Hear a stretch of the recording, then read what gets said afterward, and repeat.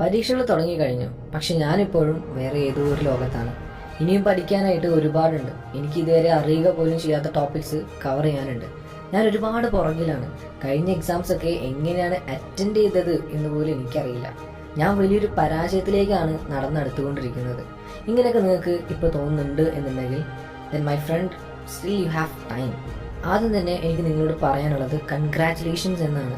ഇപ്പോഴെങ്കിലും നിങ്ങൾക്ക് ഒരു ചേഞ്ച് വേണം എന്ന് തോന്നിയല്ലോ. I really appreciate it. നിങ്ങൾക്ക് ഇപ്പോൾ തന്നെ ഒരുപാട് ടെൻഷൻ ഉണ്ടാവും, പേടി ഉണ്ടാവും. കഴിഞ്ഞ എക്സാംസ് ഒന്നും മര്യാദയ്ക്ക് അറ്റൻഡ് ചെയ്യാൻ പറ്റിയില്ല, റിസൾട്ട്സ് വരുമ്പോൾ എന്താവും അവസ്ഥ എന്നൊക്കെ ആലോചിച്ചിട്ട് അല്ലേ. പക്ഷെ അതെല്ലാം കഴിഞ്ഞു പോയി. പാസ്റ്റ് ഒരിക്കലും നമുക്ക് ചേഞ്ച് ചെയ്യാനായിട്ട് പറ്റില്ല.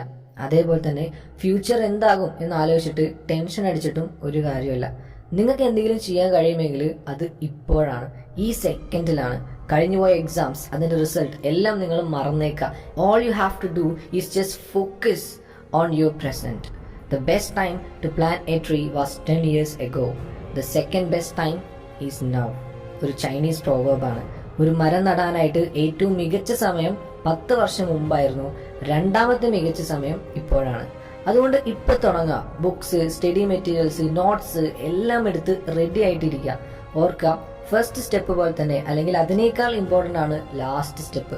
ഒരു യുദ്ധത്തിൽ ആര് തുടങ്ങിയെന്നോ എങ്ങനെ തുടങ്ങിയെന്നോ അല്ല, ഫൈനൽ സ്റ്റെപ്പ് എങ്ങനെയാണ്, ഫൈനൽ സ്ട്രാറ്റജി എന്താണ് എന്നാണ് പ്രധാനം. അവസാന ഘട്ടത്തിൽ എടുക്കുന്ന എഫേർട്ടാണ്, അവസാന ഘട്ടത്തിൽ എടുക്കുന്ന സ്ട്രാറ്റജിയാണ് ഒരു യുദ്ധത്തിന്റെ ജയവും പരാജയവും ഒക്കെ തീരുമാനിക്കുന്നത്. അവസാന ലാപ്പിൽ നന്നായിട്ട് പെർഫോം ചെയ്യുന്ന, മാക്സിമം സമയം യൂട്ടിലൈസ് ചെയ്യുന്ന റേസറാണ് ചാമ്പ്യൻ ആവുന്നത്. ഒരു മീറ്റിംഗിന്റെ അവസാന ഘട്ടത്തിൽ കീ പോയിന്റ്സ് സമ്മറൈസ് ചെയ്യുമ്പോഴാണ്, അപ്പം നമ്മൾ ഒന്നുകൂടി ക്ലിയർ ആയിട്ട് കാര്യങ്ങൾ അവതരിപ്പിക്കുമ്പോഴാണ് ഒരു മീറ്റിംഗ് സക്സസ് ആവുന്നത്. ഇതെല്ലാം ഞാനിപ്പോൾ പറഞ്ഞത് ഇതുപോലെ തന്നെയാണ് എക്സാം പ്രിപ്പറേഷൻ എന്ന് നിങ്ങളെ ഓർമ്മിപ്പിക്കാനാണ്. ഇതുവരെ എന്ത് ചെയ്തു എന്നല്ല, ഈ അവസാന ലാപ്പിൽ ഇനി എന്തൊക്കെ ചെയ്യാം എന്നാണ് നിങ്ങൾ ചിന്തിക്കേണ്ടത്. ഇപ്പോഴും വൈകിട്ടില്ല. So get up, take your books and start your preparations. ഇപ്പോഴും പഠിക്കാനായിട്ട് മൂഡ് വരുന്നില്ല, പഠിക്കാൻ തോന്നുന്നില്ല എന്നാണ് നിങ്ങൾക്ക് പറയാനുള്ളത് എന്നുണ്ടെങ്കിൽ ഒന്ന് ആലോചിച്ച് നോക്കുക. നിങ്ങൾ ആഗ്രഹിച്ച കോഴ്സിന് നിങ്ങൾക്ക് സീറ്റ് കിട്ടിയിട്ടില്ലെങ്കിൽ എന്താകും നിങ്ങളുടെ അവസ്ഥ? നിങ്ങൾ ആഗ്രഹിച്ച സ്കൂളിൽ അല്ലെങ്കിൽ കോളേജിൽ അഡ്മിഷൻ ശരിയായിട്ടില്ലെങ്കിലോ? ആരാണ് നിങ്ങൾക്ക് നിങ്ങളുടെ ആഗ്രഹങ്ങളെല്ലാം സഫലമാക്കി തരിക? ആരാണ് നിങ്ങൾക്ക് നിങ്ങൾ ആഗ്രഹിക്കുന്ന പോലുള്ള ഒരു ജീവിതം കൊണ്ടുവന്ന് തരിക? ആരാണ് നിങ്ങൾക്ക് നിങ്ങൾ ആഗ്രഹിക്കുന്ന പോലുള്ള ഒരു കരിയർ ബിൽഡ് ചെയ്ത് തരിക? നിങ്ങളുടെ അച്ഛനോ അതോ അമ്മയോ പിന്നെ ഫ്രണ്ട്സാണോ? ഇവർ ആരുമല്ല. ഇവയെല്ലാം നേടണം എന്നുണ്ടെങ്കിൽ നിങ്ങൾ തന്നെ തുനിഞ്ഞിറങ്ങണം. നിങ്ങളുടെ മുന്നിൽ ഭക്ഷണം എത്തണം എന്നുണ്ടെങ്കിൽ, നിങ്ങളുടെ ഇഷ്ടം പോലെ ജീവിക്കണം എന്നുണ്ടെങ്കിൽ എല്ലാം നിങ്ങൾ തന്നെ ഏൺ ചെയ്തേ മതിയാകും. ഇപ്പൊ നിങ്ങൾ കാണിക്കുന്ന ഈ പ്രോക്രാസ്റ്റിനേഷൻ കാരണം ഭാവിയിൽ നിങ്ങൾക്ക് തന്നെയാണ് ദുഃഖിക്കേണ്ടി വരിക. Remember, you are in your final lap. Don't give up now.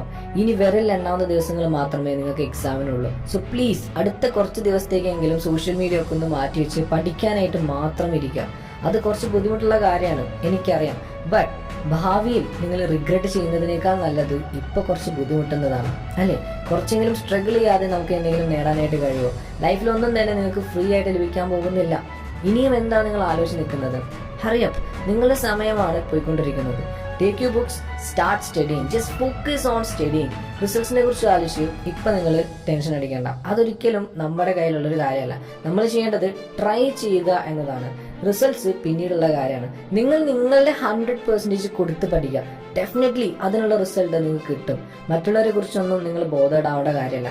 നിങ്ങൾ നിങ്ങളുടെ പഠനത്തിൽ, ഹാർഡ് വർക്കിൽ, എഫേർട്ടിൽ ഫോക്കസ് ചെയ്യുക. All the very best.